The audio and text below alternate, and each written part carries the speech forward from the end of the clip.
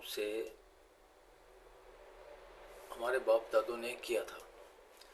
اور ان کے بعد انہی کی اولاد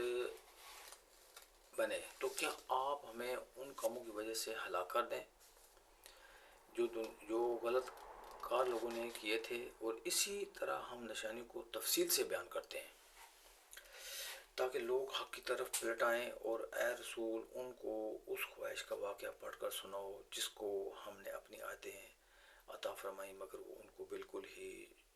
چھوڑ نکلا، پھر شیطان اس کے پیچھے لگا، جس کا یہ نتیجہ ہوا کہ وہ گمراہ لوگوں میں شامل ہوا اور دنیا، اور اگر ہم چاہتے تو ان آیتوں کی بدولت اسے سر بلند کرتے، مگر وہ تو زمین ہی کی طرف جھک کر رہ گیا اور اپنی خواہشات کے پیچھے پڑا رہا، اس لیے اس کی مثال اس کتے کی سی ہو گئی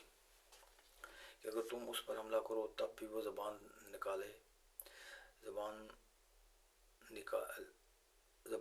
لٹکا کر ہانپے گا، اور اگر اسے اس کے حال پر چھوڑ دو تو تب بھی وہ زبان لٹکا کر ہانپے گا۔ تفسیر: عام طور سے مفسرین نے اس آیت کے بارے میں کہا کہ اس میں بلعام بن بعور کی طرف سے اشارہ ہے کہ فلسطین کے علاقے موآب میں یہ ایک عابد زاہد شخص تھا۔ اس کے بارے میں یہ بات مشہور تھی کہ اس کی دعائیں قبول ہوتی تھیں، اور اس وقت اس علاقے میں بت پرست قوموں کا قبضہ تھا۔ حضرت موسیٰ علیہ السلام نے فرعون کے غرق ہونے کے بعد بنی اسرائیل کا لشکر لے کر اس علاقے پر حملہ کرنے کا ارادہ کیا۔ جب موسیٰ علیہ السلام کی فوجیں موآب کے دروازے تک پہنچ گئیں تو وہاں کے بادشاہ نے بلعام سے کہا کہ وہ ان کے خلاف بد دعا کرے تاکہ وہ ہلاک ہو جائیں۔ بلعام نے شروع میں انکار کیا، مگر بادشاہ نے اسے رشوت دی تو وہ بد دعا پر راضی ہو گیا، مگر جب دعا کرنی شروع کی تو الفاظ بد دعا کے بجائے موسیٰ علیہ السلام کے حق میں دعا کے نکلے۔ بعد میں بلعام نے بادشاہ کے لوگوں کو یہ مشورہ دیا کہ وہ اپنی عورتوں کو اپنے بنی اسرائیل کے خیموں میں بھیج دیں تاکہ وہ بدکاری میں مبتلا ہو جائیں۔ بدکاری کی اس خاصیت ہے کہ وہ اللہ تعالیٰ کے قہر کا سبب بنتی ہے، اس لیے بنی اسرائیل اپنی بدکاری کی وجہ سے اللہ کی مدد سے محروم ہو جائیں گے۔ چنانچہ ایسا ہی ہوا، بنی اسرائیل اس فتنے میں مبتلا ہو گئے جس کی وجہ سے ان میں عذاب کے طور پر طاعون کی وبا پھوٹ پڑی۔ یہ قصہ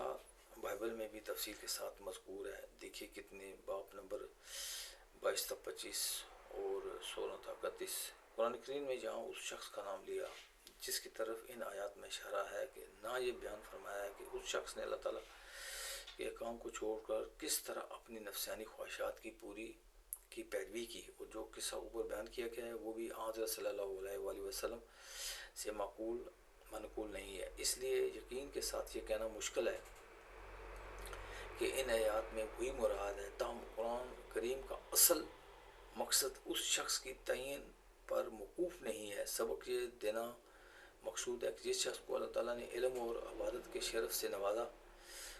ہو اس کو دوسروں کے مقابلے میں زیادہ اختیار اور تقویٰ سے کام لینا چاہیے۔ اگر ایسا شخص اللہ تعالیٰ کی آیات کی خلاف ورزی کر کے ناجائز خواہشات کے پیچھے چل پڑے تو اس کا انجام اور آخرت دونوں برا ہوتا ہے۔